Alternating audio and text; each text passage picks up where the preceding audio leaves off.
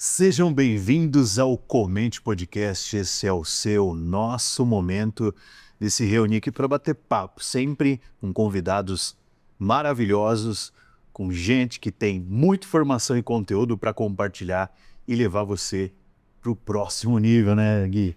Exatamente. Bem-vindo, pessoal. Hoje a gente vai falar sobre alguns desafios e a jornada do biólogo e veterinário Leandro Gomes. Praticamente um cientista, né? Exatamente. Seja bem-vindo. Obrigado, gente. Obrigado pelo convite. É muito bom estar aqui com vocês e aí poder compartilhar um pouquinho aí do que eu tenho na minha rotina, no meu dia a dia e de toda a minha carreira aí. Espero que contribua com o público que ouve vocês aí, que assiste. Muito bom. O nosso podcast ele está diretamente ligado para aqueles que empreendem, para as pessoas que gostam de desenvolvimento pessoal e que gostam também de aprender sobre educação financeira, né? E aí seria interessante a gente já até fazer um gancho aqui, que não estava, né? Acho que estava previsto, mas a gente acabou esquecendo. Vocês que querem produzir seu podcast, gerar algum conteúdo nas redes sociais, nós estamos aí com a Wimedia, tá? Então a gente vai deixar o Instagram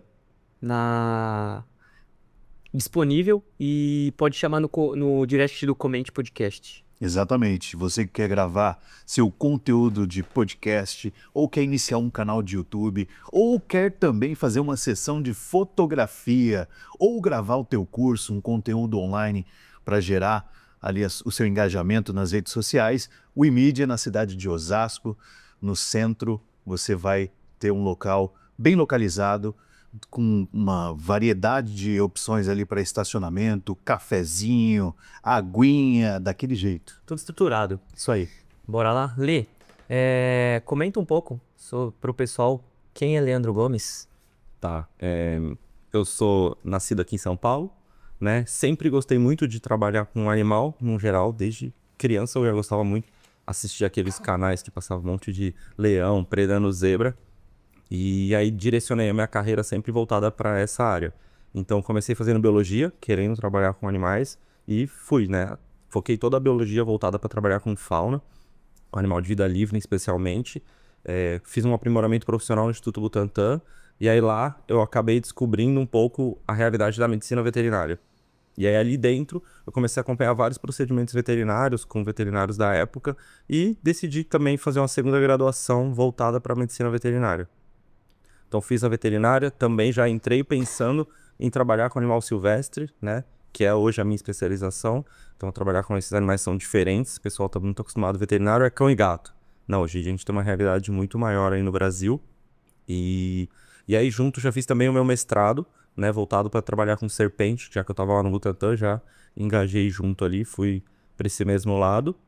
Depois que comecei a atuar nessa área de medicina de animais silvestres e exóticos, que a gente fala, decidi também já aproveitar o meu mestrado, surgiu uma oportunidade de dar uma aula numa universidade, e aí dou aula hoje na Universidade de Santo Amaro, que fica em Interlagos, né? A gente tem campus em Interlagos, Guarulhos, em próprio Santo Amaro, e atualmente, além de dar aula nas universidades... Unisa, eu faço atendimento clínico e cirúrgico de animais não convencionais, silvestres, exóticos, em várias clínicas, aqui em Osasco, Butantã, Taboão da Serra, Cotia, em uma série de cidades. E tenho essa vida aí de empreendedor autônomo, né, de prestar serviço para as clínicas que precisam, além de fazer alguns atendimentos para criadores, então pessoal que tem uma criação de aves ou de outros animais, répteis, eu presto assistência aí com uma consultoria e gero saúde para esses animais, bem-estar e, querendo ou não, lucratividade aí para quem atua, principalmente na parte de comercialização desses animais. Olha que interessante, hein? Incrível, né? Ô, Leandro, a gente se conheceu lá na faculdade, né? Sim. Faz muito tempo que eu tenho contato com você, a gente tem essa amizade. E eu lembro que quando eu entrei na faculdade, praticamente 90% da turma era pessoas que estavam querendo se formar em biologia para ir para a parte de educação, né? Pouco se falava naquela época, e eu acho que ainda hoje, não sei se ainda está assim, fala sobre parte ambiental, né? Que é a minha especialização. Quando você definiu que você queria ser biólogo, você já tinha certamente o que você queria como profissão, né? E eu lembro que você chegou a dar aula também. Você encontrou alguma dificuldade nesse meio para você pensar na transição para fazer veterinário? Como que foi essa mudança Tá. de rota? Na verdade, aula em escola eu nunca dei. Eu cheguei a lecionar algumas palestras, alguns cursos, mas aula mesmo, aula para ter uma turma minha de biologia, eu nunca dei, né? Porque nunca foi meu foco, eu nunca quis lecionar para escola. O meu foco desde a graduação da biologia na época era trabalhar na parte ambiental, voltada para fauna. Então eu sempre quis trabalhar com animal, e aí seria na parte de resgate, monitoramento, essas coisas eu sempre quis. Aula para a escola eu nunca quis, mas para graduação sempre foi algo que me apeteceu, assim, eu sempre já entrei procurando para trabalhar com isso. A minha virada de chave para veterinária foi dentro do Instituto Butantan, né? Que ali eu comecei. Na verdade, eu brinco que tinha um amigo meu que falava: Você vai, depois da biologia, você vai fazer alguma outra faculdade? Eu falava: Eu não sou nem louco. Aí ele falou: Eu acho que você vai fazer veterinária. Eu falei: Você tá doido? Biologia foram 4 anos, imagina aguentar mais 5 de aula. Eu falei: Eu não quero. E aí, no fim, lá no Butantan, eu comecei a acompanhar muito a rotina dos animais e muito a rotina de um veterinário específico, que era doutorando do laboratório, e ele fazia cirurgia nas serpentes. E aí eu comecei a ajudar ele nas cirurgias. Falei, pô, eu quero isso pra mim. E aí foi aí que eu destinei também para veterinário. E não abandonando a parte ambiental, né? Então, quando precisa, eu até faço alguns trabalhos ainda da área ambiental, porque eu gosto também, acho que é importante. E como veterinário eu consigo agregar mais serviço ainda nisso, né? Como biólogo eu tinha uma limitação de alguns pontos, e como veterinário e biólogo, que eu mantenho os 2 registros, eu consigo fazer as 2 coisas e eu acho que amplia até mais a gama de serviços que eu posso oferecer aí. Com certeza, acaba sendo um profissional muito mais completo, né? Você tem uma gama, uma base muito maior. E é interessante, né? A biologia, ela abre um leque gigante, né? Eu vejo o Gui, quando eu conheci ele, falou para mim que tinha feito. A primeira coisa que você vê é imaginar estudando, né? Plantas, árvores, né? E aí você tem um lado animal também, né? É. Você tem um outro lado, assim, fantástico. Você é quase um Richard, né? né? E fala para mim uma coisa, nesse processo seu de, de vivência, né, com esse meio animal, você já cometeu algum acidente? Já teve algum ser mordido, de ser, sei lá? Já é bem comum, né? Na verdade, principalmente quando a gente manuseia muitos animais. Dentro da área da biologia que eu trabalhava, eu tinha pouco contato físico com os animais, né? Então, os contatos eram muito mais por intermédio, às vezes, de até algum instrumento. Então, por exemplo, lá no Butantan a gente usava muito gancho herpetológico, que é um gancho que a gente usa para mexer nas serpentes, então dificilmente a gente ficava pegando o animal o tempo todo na mão. Já na veterinária é o contrário, né? Como eu preciso examinar o paciente, no momento da consulta, eu preciso pegar ele, né? Ele seja um canário pequenininho de 30, 40 gramas, seja sei lá, uma serpente grande, eu preciso pegar em um momento. Já tive acidente, já tive bicada de arara, picada de papagaio, é bem comum. E é forte? É forte. É? De arara é bem forte. Arara, assim, a gente perde o dedo se dependendo aí Sério? da força que ela Foi descontar na cirurgia, né? E papagaio é um pouco menos forte, mas machuca bastante também. Já tomei mordida de serpente não peçonhenta. E aí, na época lá do Butantan, tomei uma mordida de uma serpente não peçonhenta. Arranhão é muito comum também. Até dos animais que a gente imagina que não vai acontecer, por exemplo, coelho. Coelho é um animal que chuta, né? Quando a gente pega, ele não quer, ele chuta e ele acaba arranhando. Então, a contenção segura é a melhor maneira de fazer. Só que nem todo animal quer ser contido, mesmo da maneira segura. E aí os acidentes podem acontecer. É prevenir, né? Sim. É entender o risco que você corre ali e tomar o máximo da prevenção possível. Mas acontece. Que interessante, né? Na parte que você comentou da biologia, nem tanta, porque na biologia a gente utiliza muito ferramentas para. Como que se fala? Quando você vai fazer aquelas arapucas, com nomes. A gente usa essas de armadilhas, né? Ou ferramentas que a gente possa avaliar, ver o animal que tem na ocorrência sem ter que necessariamente pegar ele, né? Então tem algumas coisas no levantamento de fauna que a gente usa, por exemplo, plot de areia. A gente faz uma marcação de areia, o animal pisa ali, depois a gente identifica a pegada. Então eu não preciso ter o contato direto com aquele animal, necessariamente. Já na veterinária, dentro do consultório, eu preciso, né? Porque o animal não tá passando bem, eu preciso ver o que tá acontecendo com ele. Então, na veterinária, o risco eu vejo que é um pouquinho maior do que... E o contato é mais direto também. o contato é mais direto. Então, o risco aumenta um pouco. O animal que você gosta mais de estudar, tem algum específico? Tem. O que eu mais gosto de estudar, e aí acho que por toda a minha formação dentro lá do instituto, são as serpentes. Então, quando me chamam para atender serpente, é onde o olho mais brilha, né? É o que eu mais gosto. Mas, no geral, os répteis, né? Que são animais mais diferentes. Então, jabuti, tigre d'água, lagartos, no geral, as serpentes, os crocodilos, jacarés. Então, são os que eu mais gosto de atender. Aí, depois vem as aves e depois vem os mamíferos. Não sou muito adepto dos mamíferos, mas eu gosto de atender eles. Tem acho que é um réptil, né? Tem um animal que tem aparecido bastante vídeos aí na internet. Ele tem alguma química na boca, alguma coisa assim, que já na mordida dele ele já meio que entorpece alguma coisa assim a sua presa e ele engole a presa inteira. Ele parece um lagarto, né? Sim. Que bicho que é? Tem vários lagartos que, na verdade, os répteis, no geral, eles comem o alimento praticamente inteiro, né? Algumas exceções que eles conseguem rasgar um pedaço de carne, um pedaço de vegetal que eles estão comendo, mas, no geral, eles comem tudo inteiro. E aí tem alguns lagartos, acho que o lagarto em específico que você está falando é o dragão de Komodo, que é um lagarto bem grande, é o maior lagarto que a gente tem no mundo. Ele tem algumas enzimas ali na boca dele, e além das bactérias que ele já tem na boca também, que aí causam alguns prejuízos para o animal que ele acaba mordendo. E aí o animal, pouco tempo depois, morre, e aí ele acaba indo atrás, e aí ele acaba comendo ou pedaços muito grandes, ou se a presa for pequena, às vezes a presa inteira. A serpente faz muito isso, de comer o animal inteiro. Sim. Porque não tem membro para ajudar a segurar, então o que cabe na boca come. Eu vi ele comendo assim, ele pegou acho que um cabrito ali, ele come o negócio inteiro, né? Ele dá uma rabada primeiro, depois ele ataca um bicho. No Brasil acho que ele tem? Não, no Brasil não tem. Não tem, né? Não. Ele é um animal lá das ilhas de Komodo, lá da Oceania, e aí ele vive só lá. Que bom. E aqui no Brasil a gente não tem nem ele, nem em cativeiro, assim, nem ele mantido sob cuidados humanos, em zoológico, esses parques não tem. Que é um animal que o pessoal não traz. Tem algumas variações, lagartos parecidos do mesmo grupo deles, que a gente tem aqui no Brasil não nativos, mas que a gente consegue Tem os calangos? dizer.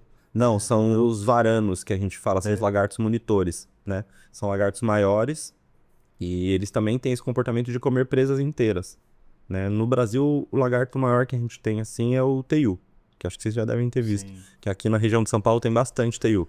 E aí a gente acaba cruzando com eles na cidade.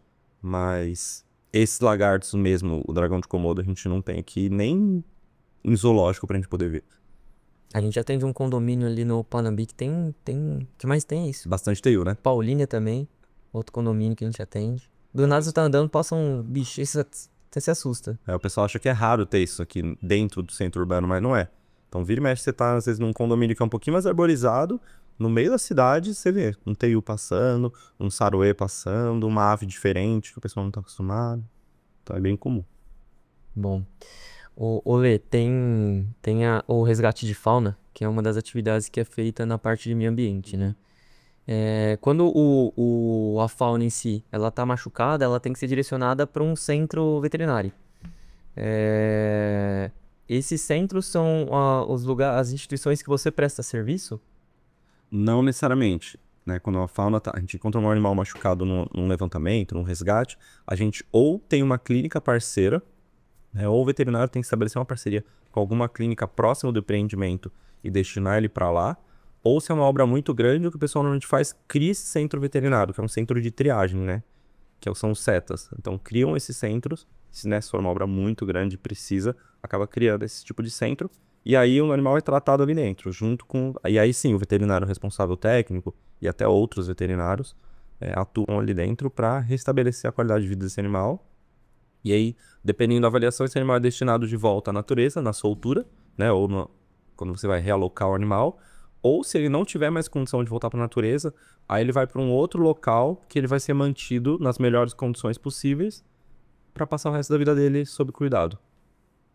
Então varia muito assim.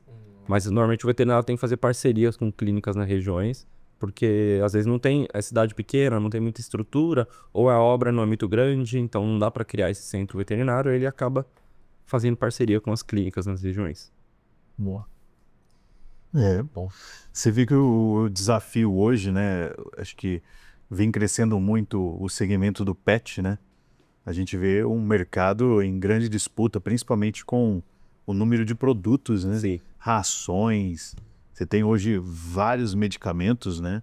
E o investimento é cada vez maior, né? Porque as pessoas que hoje têm um animal, né, de estimação, ela investe muito e ela, às vezes, tem um comportamento que precisa, às vezes, até, vamos dizer assim, de uma orientação mais madura, porque a gente começa a enfrentar agora uma situação em que as pessoas não conseguem entender o lugar do pet em relação ao ser humano mesmo, né? Exatamente. E aí quer humanizar o comportamento do pet. Como que você vê essa relação dentro dos seus estudos? Desde o exemplo assim, né? Dorme junto com o animal, mantém ele dentro de casa, né? Independente se é gato, cachorro. Como que você vê essa questão? Então, hoje o termo pai de pet pegou, né? E aí a galera entende isso como o animal ser um ser humano, um filho. E eu acho que a gente tem que saber se separar, né? O animal é um pet, é um membro ali da rotina da família, né? E a gente até inclui ele como um membro da família, porque ele passa a viver no mesmo ambiente, mas a gente tem que saber separar. O animal tem as necessidades dele como animal, e a gente tem a nossa necessidade como ser humano, né? Então vejo muito de saber separar. O que a gente tem no Brasil é realmente uma crescente nesse mercado. Você falou das rações. Hoje em dia, se você for ver a quantidade de ração que tem e comparar com 15 anos atrás, é indiscutível que cresceu muito, assim. Hoje, por exemplo, a gente tem ração pra, sei lá, ração pra porco-espinho, que é um porquinho, um animal insetívoro pequenininho, cheio de espinho, né, que o pessoal chama de hedgehog, e é um animal que hoje em dia tem ração pra ele. Antigamente, se dava ração, quando tinha esses animais, davam ração de gato. Então, hoje a gente tem uma série de cuidados mais apurados para cada um dos animais. Mas eu acho que aí entra o que você falou, as pessoas dormem junto com alguns animais. Então, é muito comum a pessoa, meu cachorro dorme na minha cama, o meu gato dorme na minha cama. O cão e o gato são animais que a gente tem muito mais afinidade e estudos, até provenientes das questões das doenças. É muito comum na minha rotina, às vezes a pessoa fala assim, meu jabuti dorme comigo, na minha cama. O meu papagaio dorme comigo, a minha arara come comigo. Então são situações que não são situações que a gente tem que entender como normal, a gente não pode normalizar isso. São animais que passam doença para o ser humano e a gente também pode passar algumas doenças para eles. São animais que a gente tem uma biologia muito diferente do que a gente está acostumado. Então, por exemplo, os répteis, eles têm algumas bactérias na microbiota deles que para eles é normal e para a gente é extremamente patogênico. Então não é adequado e aconselhado você beijar um réptil. Por quê? Porque você pode estar consumindo ali algum patógeno, alguma bactéria, alguma coisa assim, que pra gente vai fazer mal, pro réptil tá tudo bem. As aves também têm a mesma questão. Então, eu acho que essa aproximação é muito bom para quem tem como pet, porque aí a gente consegue ter um cuidado clínico melhor, porque a pessoa consegue observar pequenos sinais que o animal dá de doença. Em compensação, ao meu ver, tá um pouco exagerado. Então, é o que você falou, dormir com o animal, beijar o animal, de uma maneira excessiva, tratando ele como se ele fosse um ser humano. E eu acho que a gente tem que saber colocar o animal no local dele como um pet da casa, e tudo bem tratar ele como um membro da família, mas entender que ele é um membro da família pet. E você é o ser humano e a sua família tem ser humano. Né? Inclusive, eu tive uma experiência bem difícil, meio que traumática na minha infância. A gente sempre gostou muito de ter gatos, né? Minha mãe, meu pai. E eu adquiri a toxoplasmose quando criança. Fiz tratamento por muitos anos. E aí se tornou até um medo, né? Depois quando veio os filhos, né? Porque você leva isso, né? Depois para os filhos, pode dar cegueira, um monte de problema. E eu fiz tratamento com medicamento por muito tempo. Consegui superar, não ficou nenhum, vamos dizer assim, problema, né? Crônico, nada. Mas as pessoas precisam ter esse conhecimento para realmente não... Às vezes, processo de gravidez, principalmente, é muito arriscado, né?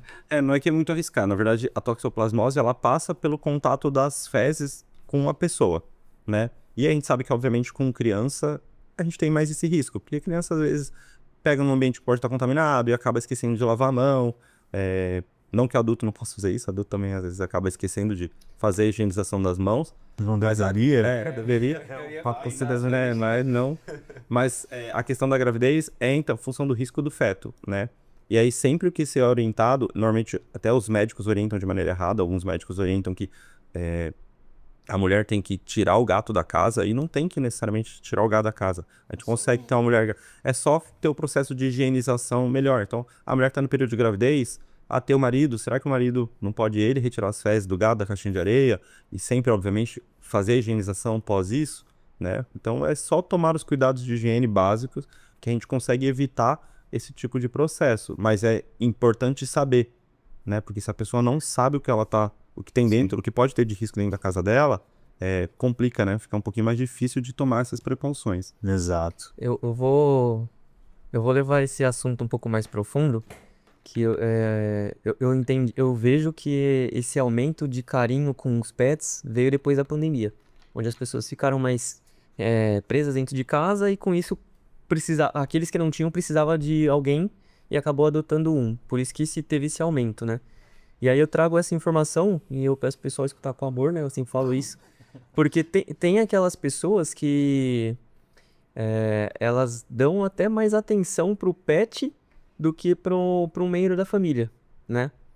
E às vezes a gente tá espelhando algo dentro de nós de uma forma negativa. E aí, lógico, o comércio, ele se aproveita, né? Então, se você tem uma alta demanda, uma alta procura de produtos voltados para o pet, vamos transformar isso em um comércio. Eu digo isso porque, recentemente, chegou até mim um caso, e é próximo, e a gente já conversou sobre isso, que é de colocar um cachorro numa escola, porque ele não tem uma atenção de uma pessoa durante o dia, e isso tá fazendo mal pra ela. Eu tenho minha opinião, mas eu queria ouvir de você o que você acha. Tá fazendo mal pra pessoa ou pro Não, o cachorro? cachorro tá ficando mal, tá ficando doente, com alergia. E aí uma forma de o cachorro não ficar sozinho, ter uma companhia, é colocando ele numa escola pet, né? Pra que ele tenha contato com outros cachorros e melhore, né? Pode ser que melhore, pode ser que não melhore. Daqui a pouco vai ter terapia, né? Vai ter vários profissionais terapeutas para Eu tenho a minha opinião, eu já expressei isso umas 3 vezes, 4 vezes, então não tem problema de falar aqui. Mas eu queria ouvir o que você acha sobre isso. Na verdade, assim, aquilo que a gente falou, a gente tem que entender a necessidade básica do animal, né? O cachorro é um animal que precisa de interação. Ele precisa de ter o contato ali. Então, talvez não seja um animal indicado para quem fica o dia inteiro fora de casa, né? Então, sai 7 horas da manhã e volta 11 horas da noite. Então, E ainda nem faz um passeio com e ele. aí não consegue fazer um passeio. Então, o animal acaba ficando estressado. E esse estresse aí contínuo, esse estresse crônico que a gente fala, ele gera uma imunossupressão, né? Em qualquer um. A gente sente isso. Então, quando a gente está muito estressado ao longo de muito tempo, a gente acaba desenvolvendo, às vezes, um problema de doença, fica resfriado com mais facilidade. Então, quando a gente não cuida da saúde física e mental, a gente acaba tendo problemas de saúde. E os animais é da mesma maneira. Então, um cachorro que fica o dia inteiro fechado numa casa, num apartamento, sei lá, de 50 metros quadrados, ele não tem espaço para ele se exercitar, ele não tem interação, ele não está tendo saúde física, né, e saúde mental ali. Ele não está tendo um bom bem-estar animal, que a gente fala. E aí ele pode vir a desenvolver doenças. E a principal queda de imunidade começa a desaparecer quadro de alergia, quadros dérmicos, né, porque cai a imunidade da pele, e aí as bactérias e os ácaros que tem ali acabam se evidenciando. Então é uma necessidade que se teve, que se criou devido à nossa rotina humana, né? Então hoje tem essas creches, essas escolas, né? Que na verdade o pessoal fala de creche ou daycare. Para o cachorro ir lá e ter atividades. Tem day use também, né? Tem day use também. O cachorro. E aí você deixa o cachorro lá para ele ter atividades, para ele conseguir gastar a energia dele e ter estímulo cognitivo e físico. Então para o cachorro é extremamente importante. É muito bom que ele tenha esses estímulos. A questão que eu acho é que a pessoa precisa avaliar se encaixa na rotina dela ter um animal na casa dela e talvez não encaixe ter um cachorro, mas encaixe ter um gato, ter um animal que vive melhor sozinho com pessoas que têm esse tipo de rotina. Ou às vezes, sei lá, fazendo um merchan para meu lado, ter às vezes uma serpente, ter às vezes um peixe, ter às vezes um um animal que não demanda tanto afeto, e você tem o pet, você vai ter a questão de cuidar, de ter o seu pet lá, mas você não é um pet que vai demandar muito de você. Sim. Então eu acho que o cachorro é um animal que a gente tem o hábito de ter, mas acho que a gente tem que pensar muito antes de ter, Sim. pra ter esse cuidado. E aí acaba sobrando nisso, né? A pessoa não consegue estar na rotina com o cachorro, não consegue passear, igual o Marconi falou. Então, se não consegue passear, cara, o cachorro precisa de passeio. Se não consegue passear, talvez não seja um cachorro pra você. Né? Talvez tenha que pensar em outra possibilidade, Sim. né? Então, os daycares não são ruins. É que eles surgiram com base numa necessidade. Tem essa demanda, né? É a demanda do produto e do serviço. Exato. E olhando pro lado humano aqui, pensa assim, foi o que você falou. Se a gente tá estressado com algo, nosso corpo vai responder de uma forma. Acontece o mesmo com o pet, né? Mas eu acho que aí a gente tem que olhar o que ocasionou isso. Porque pensa assim, seria muito fácil você pegar o seu dog e colocar ele na escola. Você não falou escola. Eu falei escola, você falou creche, né? Na creche. Só que você tá remediando, né? Você não tá, Sim. de fato, olhando pro problema. Ou você tá terceirizando. É o que o próprio adulto faz hoje com os filhos, né? De terceirizar a educação. Terceirizando Então, o cuidado do aí seu animal. seria interessante se olhar na raiz, né? Então, essa opinião que eu levei sobre esse assunto, que eu acho que você tem que olhar o que aconteceu, né? O que tá acontecendo. Que a gente faz, que pelo menos eu faço isso muito comigo, né? Se eu tô expressando alguma coisa diferente, eu falo, meu, calma aí, deixa eu entender esse sentimento pra trabalhar nele, porque senão eu vou ficar só na recompensa imediata, talvez, numa resposta. Talvez a raiz desse problema fosse a pessoa, antes de pegar esse cachorro, entender o que é ter um cachorro. Não sei se ela já teve nesse caso aí, mas a pessoa entendeu o que é ter um animal e qual animal adequado para ela ter em casa. E aí, a partir disso, escolher e fazer a aquisição, ou adotar, não sei como é que foi o processo. Então essa é a raiz, eu acho, nesse caso. E a gente sempre fala isso. Eu sempre falo isso para os meus alunos em aula. Eu falo assim, as pessoas adquirem o pet, depois querem entender como que cuida. Quando deveria ser o contrário. Você tem que entender como que cuida, para depois você adquirir. Tem que estudar, Né? É simples, como se fosse... A sociedade, ela não tá estruturada como se fosse assim, eu quero comprar uma Ferrari, mas eu não tenho dinheiro para pôr gasolina nela. Então, não compre uma Ferrari. Não é? Você tem hoje algum animal? Eu tenho um animal super exótico, é um cachorro. Eu tenho um Beagle. Eu esperava que você ia falar que tinha uma aranha. 2 cobras, uma cera. Não, né? Um crocodilo. Todo mundo fica frustrado quando eu falo isso, eu falo não.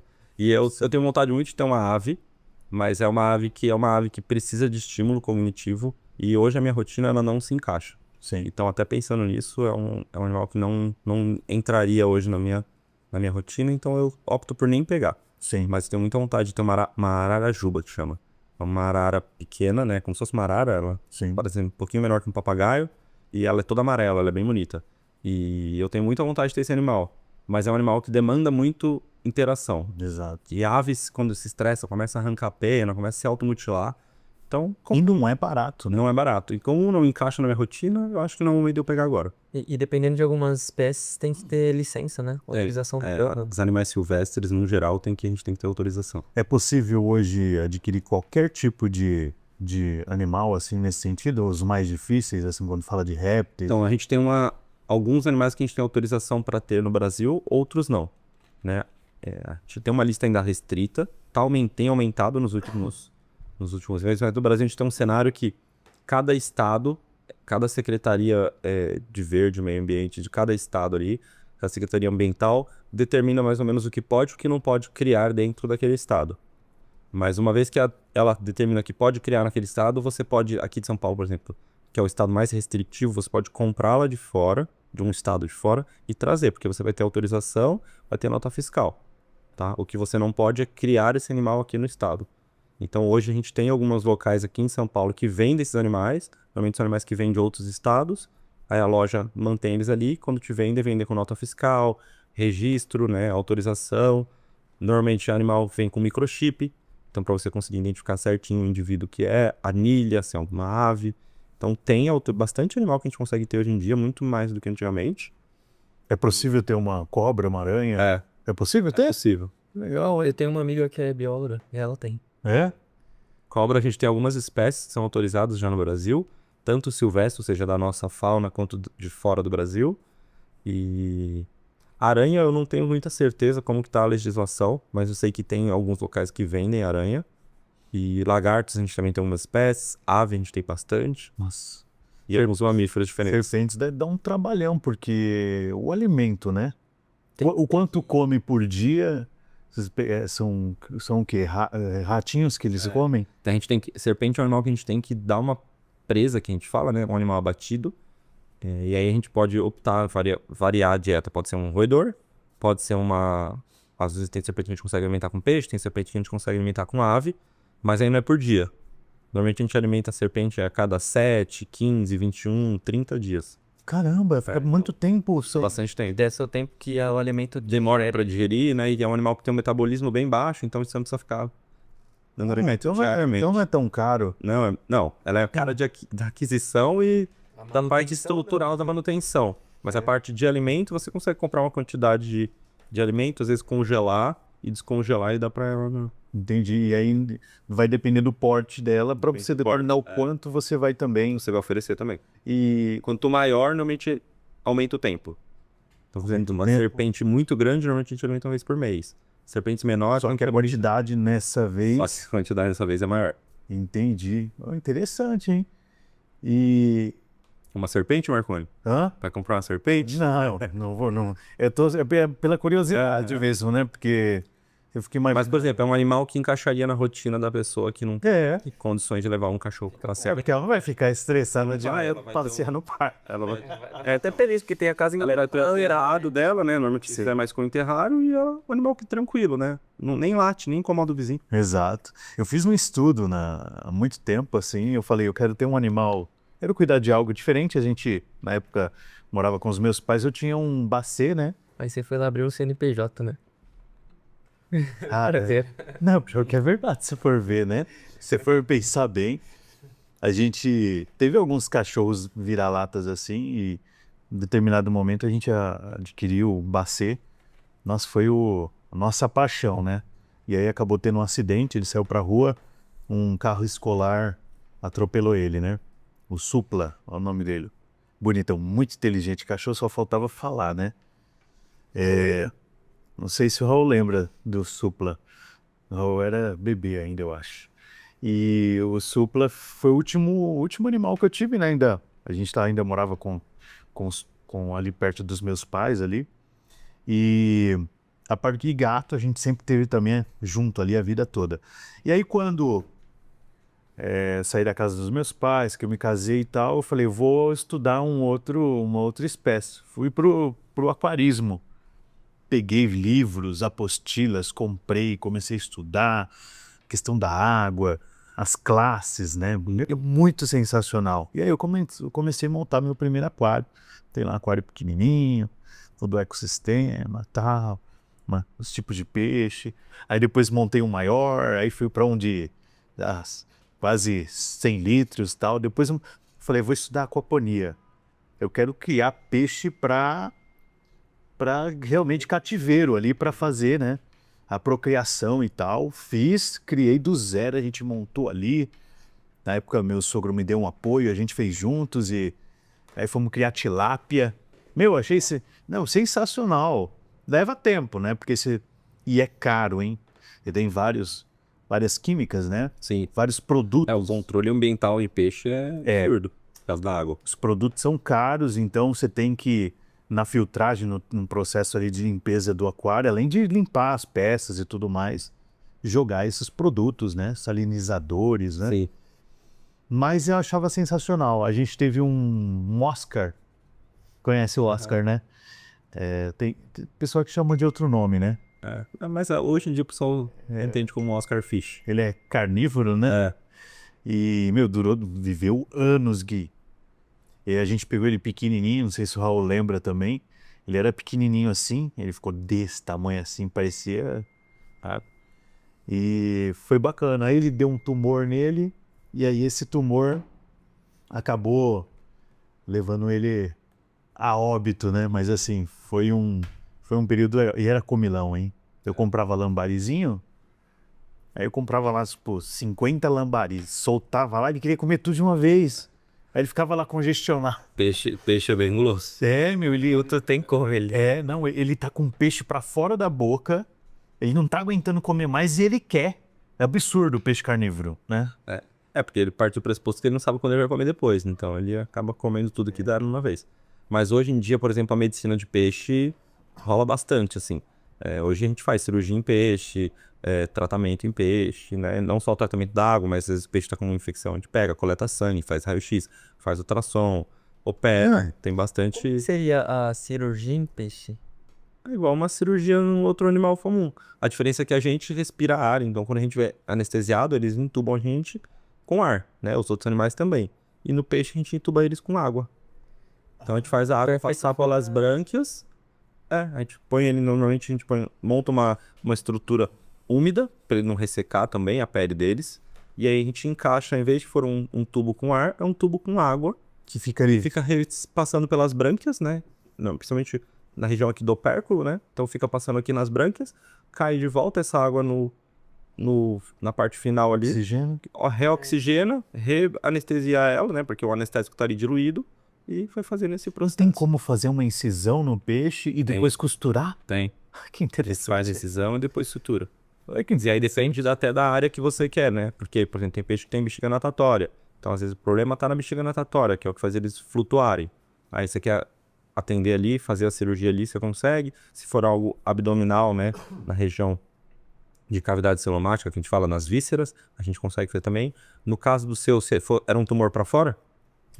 Então dá pra tirar o tumor, fazer a ressecção do tumor.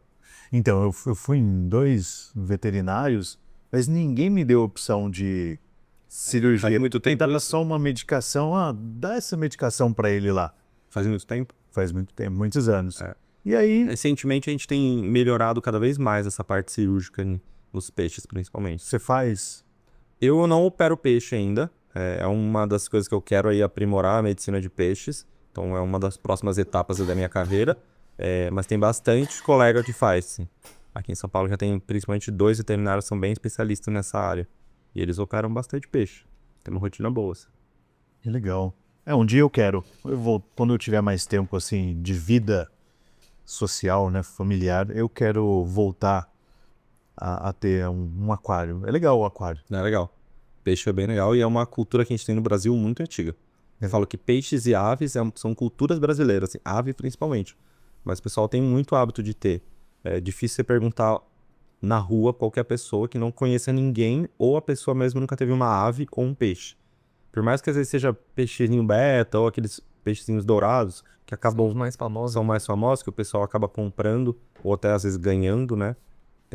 Mas é uma cultura nacional muito grande, assim, ter peixe e ter ave. Nossa, e o comportamento quando você pega um peixe carnívoro, cara, é sensacional, a movimentação dele, como ele reage no ambiente quando ele tá com outro peixe, é muito legal. E deu pra ver que do jeito que você falou, assim, é muito legal, porque você fala, não, eu sentei, eu estudei o que o peixe precisava para montar um aquário.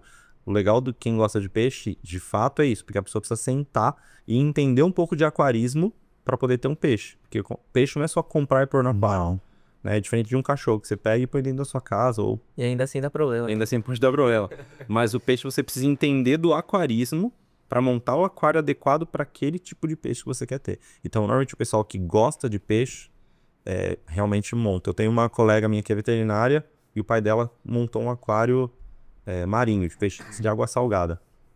Difícil, hein? E aí ele veio perguntar várias coisas pra mim. E aí eu falei pra ele, Rogério, de verdade, eu não entendo muito de peixe de água marinha, mas eu vou estudar pra gente se ajudar.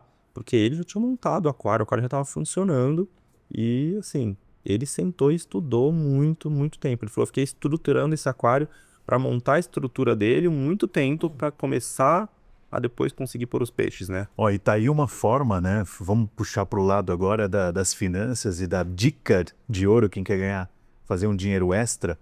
Eu me lembro que tinha alguns profissionais, eu era de Guarulhos, que vendia o serviço para fazer limpeza. Sim. Né? E acompanhamento de aquários.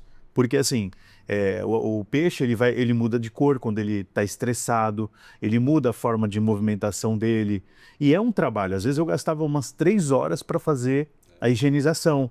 porque você tinha que aspirar, né, os incrementos ali, você tinha que fazer toda a troca dos itens lá, dos filtros. Então, assim, é uma profissão. De repente você pode pegar apostilas, estudar sobre isso. Eu quero ganhar um dinheiro extra. Faz uma parceria, vai nos veterinários que também fazem a comercialização desses peixes ou de todos os insumos ali, né, do aquário, e oferece esse serviço. Fala assim, ó, quando vier algum aquarista aqui, eu trabalho com limpeza, higienização e manutenção de aquários e peixe. Não é, Gui? É uma forma de ganhar dinheiro, né? Então é bem interessante. Não, realmente, porque assim, tem crescido cada vez mais, né? E quanto mais cresce, mais as espécies que a gente começa a ter são espécies de valor agregado maior. E é obviamente que a pessoa quer alguém que saiba cuidar. Então, ter esse tipo de serviço, isso é um serviço diferenciado ainda, né? Mais do que você falou, mais do que se ler, se especializar, correr atrás, para você oferecer um serviço diferenciado que as pessoas pagam. Sim. Não é incomum a pessoa falar assim, não, eu pago, quanto for eu pago. Eu só quero que o meu animal aqui, o ambiente dele seja o mais adequado possível, né? Então, as pessoas precisam desse conhecimento e precisam de quem faça serviço. Você falou, não é fácil. Um aquário de 20 litros, 50 litros, você dá conta de fazer. Agora, aqueles aquários de 300, 400 litros, pessoal, 100 litros, o pessoal já não dá mais conta. E às vezes não tem nem tempo. Então, chamar alguém que saiba fazer é fundamental. Eu tive um de 1000 litros, Gui. 1000 litros. Era no cristal. Era no E aí, pra você limpar um aquário desse, é muito tempo. É muito Eu cuidado. fiz os filtros com aquelas coisas, como que é? Aquelas garrafas de água. Sabe o garrafa de água? Aí eu colocava pedra, né? Tinha lá vários As malhas, estética. e tudo e tal, cara. E aí, pra mim, aquilo era uma engenharia da hora, cara. Tipo, eu ficava fascinado de olhar. Dá um trabalho pra limpar. Dava, era tipo assim, um sábado a manhã toda pra fazer, mas eu gostava, cara, sensacional. E além da parte de aquário, tem também a parte de lagos, né? Que tem muita gente hoje em dia que quer ter lago para ter alguns peixes no lago. Até pra parte, tem gente que faz o lago para poder nadar, então aqueles lagos imensos, né? Então também precisa de manutenção. Então precisa de mão de obra para isso. E tá cada vez virando mais rotina das pessoas terem esse tipo de coisa. Então eu acho que quem tem interesse, é o que você falou, quem tem interesse em empreender nessa área, vai que tem mercado. Opa, tem. Aí você já vende a ração, já faz a parceria para vender um medicamento, né? Tudo dá, né? Dá. Tem tempo ruim. Nossa, sensacional, né? Possível, né? Eu tenho duas perguntas, né? Você tinha comentado sobre microchipagem, né? Essa microchipagem, ela tem qual objetivo? Que é feito? Você falou colocar nas aves, alguma coisa do tipo. Tem dois tipos de microchipagem, né? Tem microchipagem, por exemplo. Tem um pet, tem um cachorro, tem um coelho, tem um gato. Quero microchipar para ele ter uma identificação única, tá? E aí quando acaba você perdendo esse cachorro, depois você reencontra para você ter certeza que é o seu, ele tem um microchip. E aí você passa o leitor, vira uma identidade, né? E dos animais que são animais comercializados legalmente, os animais silvestres, também é esse intuito, é de ter uma microchipagem, ter uma identidade. Então, sei lá, você comprou uma arara azul, decidiu comprar uma arara azul, que não é um animal barato. Por uma via do acaso, esse animal acaba fugindo, ou alguém vai fiscalizar na sua casa esse animal. Eles vão passar um leitor, né? E a hora que passar esse leitor, ele vai ter um microchip. E aí esse microchip vai bater com o número do microchip na sua nota fiscal e na sua autorização. Então é uma maneira de você se resguardar, né? Por a gente saber que comércio de animal silvestre é ilegal aqui no Brasil. Então você se resguarda porque você tem uma identidade só se o seu animal tem aquele microchip. E caso o animal fuja, como é que você vai provar que a sua arara azul, ela tem microchip? E dá para rastrear a localização onde ela tá? Não dá pra rastrear bem isso. Ainda não tem. Tem esse animal marinho, né, que eles fazem. Animal marinho eles fazem, mas aí eles usam sonar, né? Eles usam rádio. Mas aí animal de vida livre normalmente é para pesquisa. Mas animal pet tem um microchip e quando você reencontra, se a pessoa falar, não é o seu, você passa o leitor, não tem como não ser. Porque a anilha, ela também vai ter esse mesmo número, não o número do microchip, mas ela vai ter uma numeração dela, só que a anilha, ela é passível de retirar, né? Não é fácil, mas você consegue, querendo ou não, retirar uma anilha, porque é como se fosse um anel que fica preso no pé do animal. Já o microchip não, o microchip ele vai estar dentro do corpo do animal, então não tem como retirar, né? Mesmo que às vezes você nem sabe onde ele tá. Então Não seria muito interessante ter esse sistema de GPS, O cachorro, alguma coisa tipo. cachorro, na rua. uma ave, né? Tem pessoal que tá comprando aquela AirTag e coloca na coleira do cachorro ou do gato, que caso fuja, você consegue localizar. Muito Uma interessante. saída. Uma pergunta, se alguém tiver a curiosidade, o interesse de conhecer esses animais mais exóticos assim, e quiser fazer visita tipo no Butantã, na USP lá, né? É possível? A gente tem, no Butantã, a gente tem lá, né, o museu deles lá, que é um museu biológico. Além disso, ele tem o serpentário, então as pessoas conseguem ver. Outros locais que a gente consegue ver esse tipo de animal mais diferente aqui em São Paulo. O Aquário de São Paulo, né? O pessoal tem uma mística em torno do aquários zoológicos, mas o Aquário de São Paulo é um excelente lugar, é um lugar muito bonito, com bastante variedade de peixe. Perto do Tatuapé, né? No Ipiranga, no Ipiranga. E tem bastante variedade de peixe. Além disso, eles têm outros setores juntos, né? Então tem a parte de mamíferos, eles têm o urso polar, eles têm bastante coisa lá. O Zoológico de São Paulo também tem bastante animal diferente, mas aí são os animais maiores, né? E recentemente abriu aqui, ó, fazendo merchan, dos zoológicos particulares. Recentemente abriu aqui perto, ali em Cotia, Desconto com leite. abriu aqui perto do Cotia o Animalia Park, que eu ainda pessoalmente não fui. Você já foi? Minha filha foi. Então falando que tá sensacional, né? Então é um outro local que as pessoas conseguem ter esse acesso a esses animais. Obviamente que não vai ter o contato físico, né? Sim. Mas vai poder ver, vai entender um pouquinho mais. Tem todo o processo de educação ambiental que o pessoal faz nesses locais, e eu acho que são locais interessantes e são perto. E aí também, se o pessoal quiser encontrar capivara, é só ir ali na ciclopassarela. né? Você teve bastante. Não interajam com ela, mas e vão Pessoal, não pode querer matar e levar para casa fazer churrasco, não, porque não é recomendado, Não, né? é crime, é crime. Não, e a carne também não é Preferência, ela tem um cheiro muito forte, né? A carne não é uma carne fácil de comer, falam que ela é bem forte. E tem risco, né, pro ser humano. Tem. A bactéria, né? Tem a do. Essas assim de vida livre, normalmente elas podem ter alguma infecção. Essas dicas que você deu de locais são pagos, né? Igual aquário. Eu lembro a última vez que eu fui, tava 200 e poucos reais ali para fazer uma visita. Hoje deve ficar mais. Faz tempo que eu fui. Na USP, é pago? Na USP a gente não tem nada de animal vivo lá, né? O que a USP tem, ela tem o Museu de Zoologia, que também é no Ipiranga, mas eles são animais taxidermizados e mantidos ali, mas não tem nenhum local que você vá para ver os animais vivos ali na USP. Ali perto da USP só o Butantã mesmo, que aí tem o museu ali. Sim. Que aí, Mas é como se fosse um zoológico, os animais estão vivos, a pessoa consegue ver. entendi.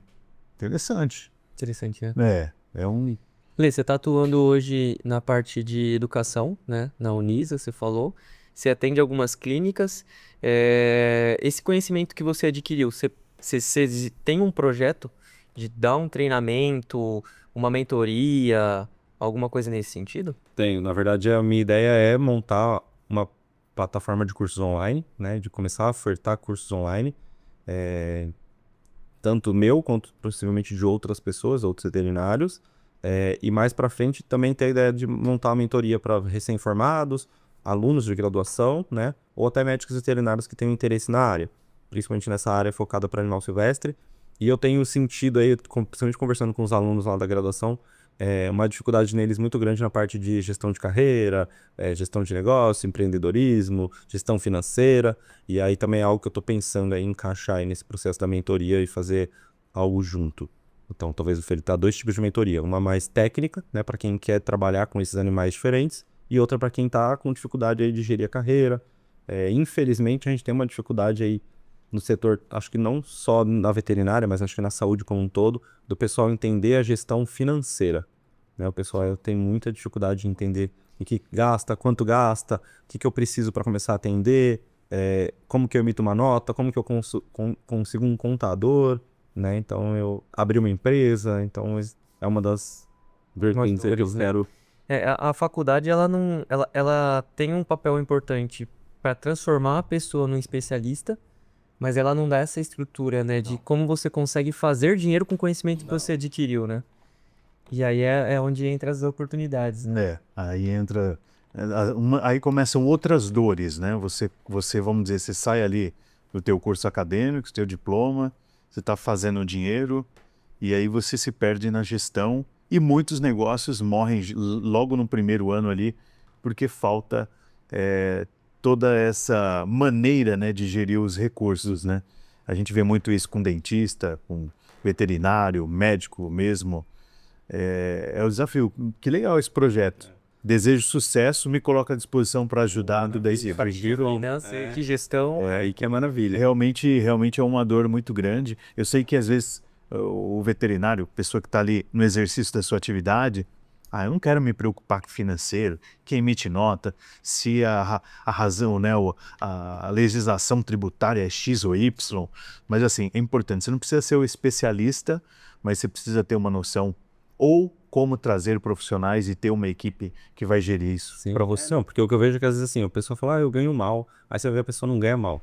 A pessoa gere mal o dinheiro dela. Exato. Então, às vezes ela ganha 10, 15, 20 mil reais e ela tá sempre no limite, né? Cara, não dá pra ser assim. Senão você uma hora, a hora que cair os seus atendimentos, ou você for mandado embora, se você for um CLT, você vai ficar na pior, né? Você não tem um mínimo de um reforço financeiro ali, de uma estrutura pra te aguentar nos períodos de crise. Porque tá sempre vivendo no limite. Aí começa a ganhar mais, gasta mais. Então eu vejo muito isso, né? Então às vezes eu vejo aluno falando, veterinário ganha mal, veterinário vive mal. Eu falo, gente, veterinário não ganha mal, veterinário vive mal. Acho que a gente tem uma questão que realmente a gente não tem nada de empreendedorismo durante a graduação. Eu tive uma disciplina de comunicação clínica mais próxima aí da parte de negócios que eu tive de gestão. Foi uma disciplina de comunicação clínica durante a graduação, que não foi nada boa. Desculpa, professor, mas ela não foi boa. E aí depois no mestrado, aí sim eu tive uma disciplina de empreendedorismo, mas ela era optativa, assim, ela não era obrigatória para todo mundo que estava fazendo. Eu fiz porque me chamou a atenção, empreendedorismo, aí eu falei, quero fazer. E aí, ali sim, começou a virar uma chavinha na minha cabeça. Pegou os códigos. Então foi ali que eu dei uma mudada, mas na graduação realmente não tem. Você comentou algo que é uma pergunta provocadora.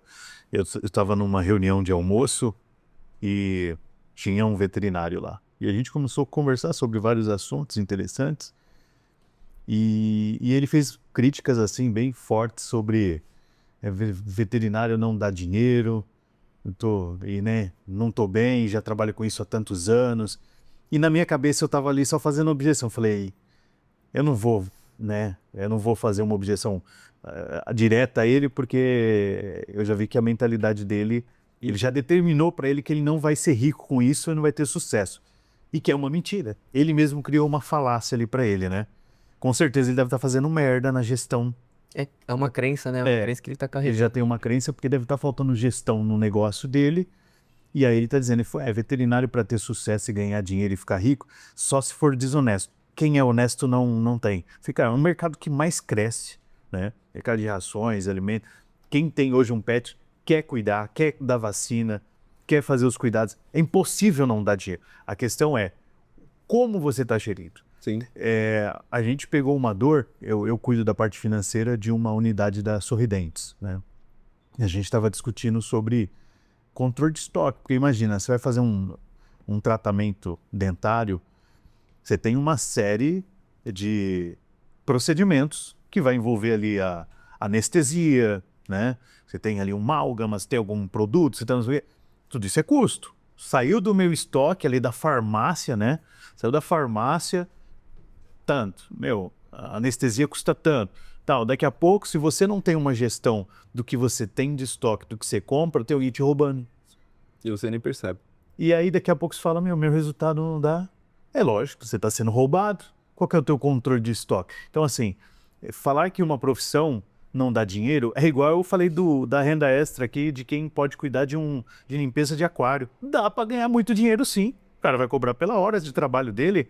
Se ele cobrar muito bem e o que ele fizer com esse recurso for bem administrado, ele faz fortuna.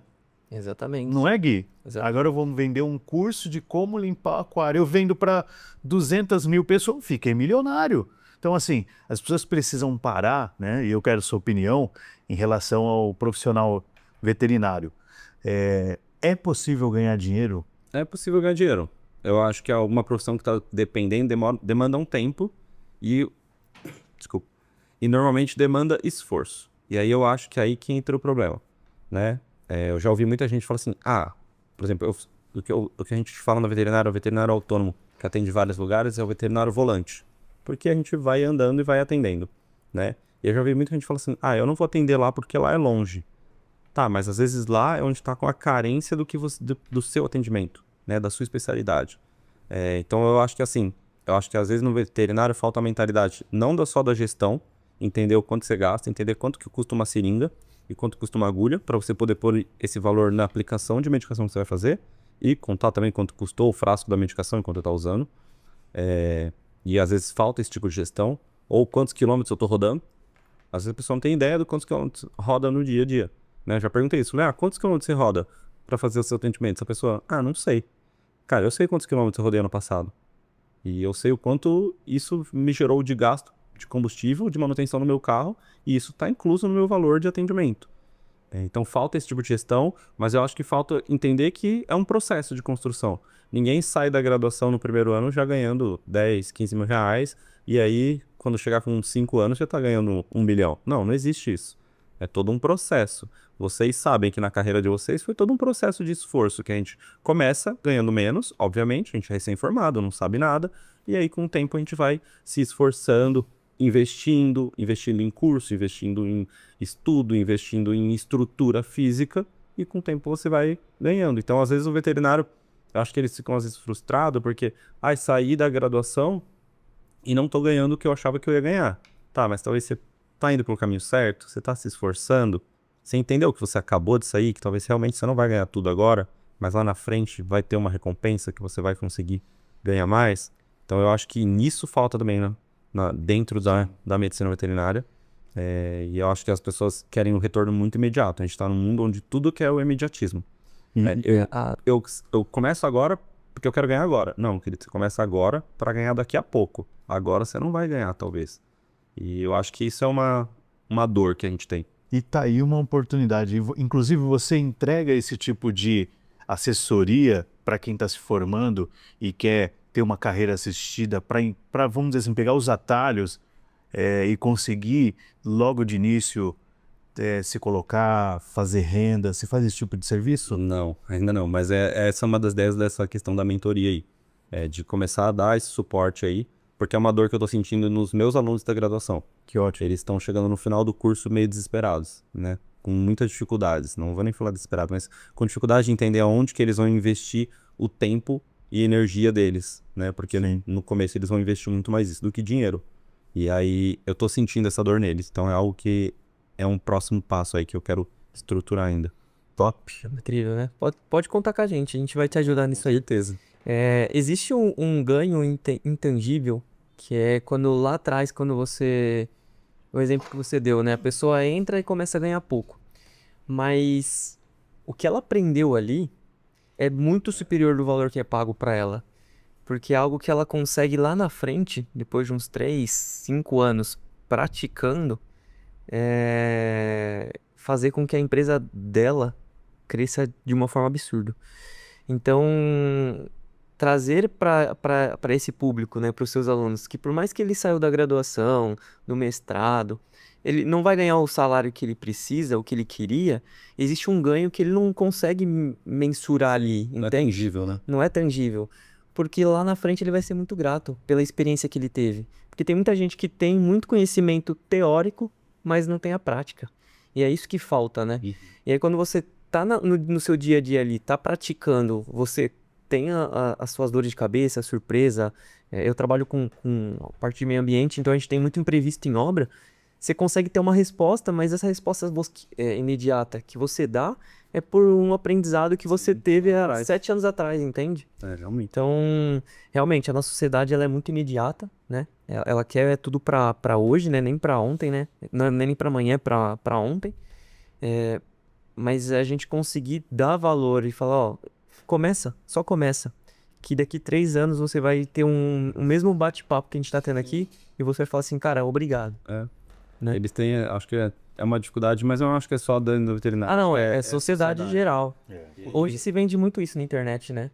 Quer ficar milionário amanhã, acesse aqui. Clique aqui, Ou vai jogar no joguinho aqui. pega essa dica aqui que você vai sair ganhando, faturando R$2.000 por dia. Não, é Calma, moço, não é? É igual o meu. O meu livro fala assim, ó. Está para ficar milionário com R$ 300, mas você tem um processo de 30 anos aí. Então deixa bem claro.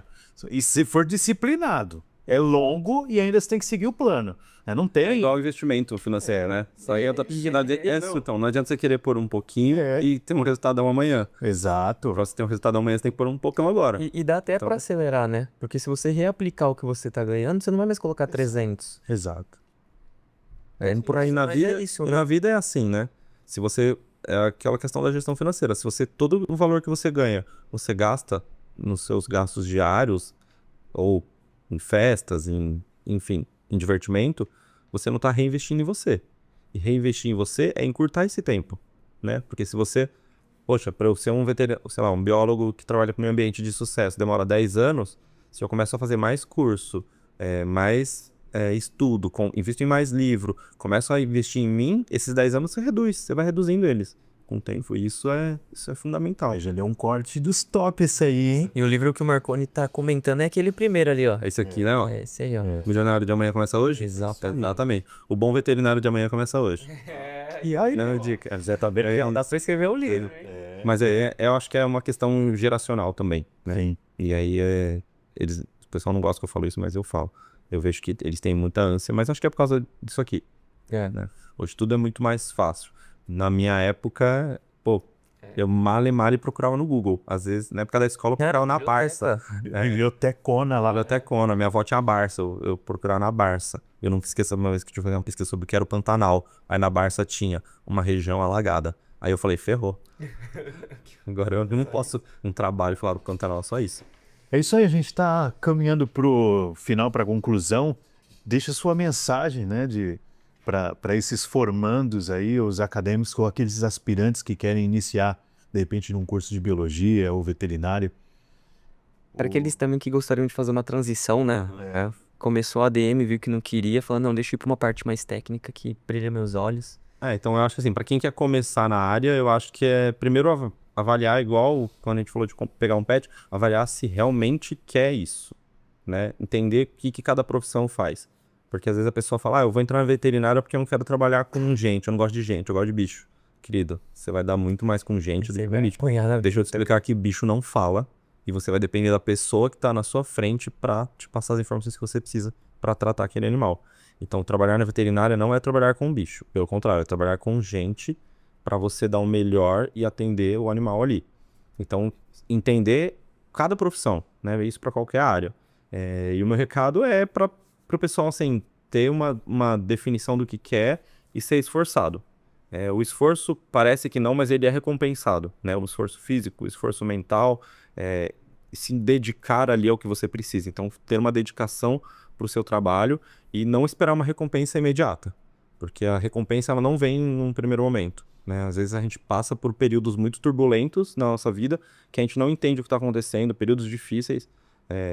O meu aprimoramento no Butantan foi um período difícil, porque eu ganhava muito pouco e trabalhava muito, mas eu aprendi muito. E aí hoje eu uso tudo aquilo que eu aprendi e eu consigo ter aquele retorno de tudo que eu não ganhei naquela época. Então é isso, é se esforçar, se dedicar e focar em ser um bom profissional. É aquilo que você falou, ser honesto e ser um bom profissional. Bons profissionais se dão bem, sim, se você fizer tudo com muita dedicação e muito esforço aí na sua vida. Incrível, né? Muito bom, foi enriquecedor. Obrigado por ter aceitado Obrigado a vocês. nosso convite. Foi uma honra estar aqui com dois caras que eu admiro bastante aí na trajetória. Então, espero poder contribuir com vocês em qualquer momento aí. E espero que a gente consiga fazer uma outra parceria, até pensando naquele processo da mentoria lá. Sim, Dá pra gente fazer uma parceria aí. E gostei de saber da parte do estúdio, porque a ideia é de lançar o curso e aí ter um espaço para gravar profissional é muito melhor do que gravar em casa, né? A gente tem o Felipe Oliveira, que está produzindo o PNP dele, que é um método, né, voltado para a gestão do tempo. Eu estou desenvolvendo 2 lançamentos também de curso, junto com o Gui. E nós estamos usando toda a plataforma, todo o ambiente da Wimedia, né? Temos uma equipe que está fazendo esse acompanhamento e vai ser um prazer ter você nessa estrutura, né? Certeza. Para a gente somar, entregar para as pessoas um conteúdo de qualidade, para poder ajudar as pessoas a fazerem renda extra, a se colocar bem na sua carreira. É esse o objetivo. Certamente. Eu encerro dizendo que o sucesso, ele não vem por acaso. Ele é feito de trabalho duro. Então, eu acredito muito, e é uma frase que está aqui na minha pulseira, que a ação é a chave para o sucesso. Então, a gente tem que se colocar em movimento para conseguir ter resultados diferentes. Então é isso. Muito obrigado, pessoal. Até a próxima. Toda a equipe, até a próxima.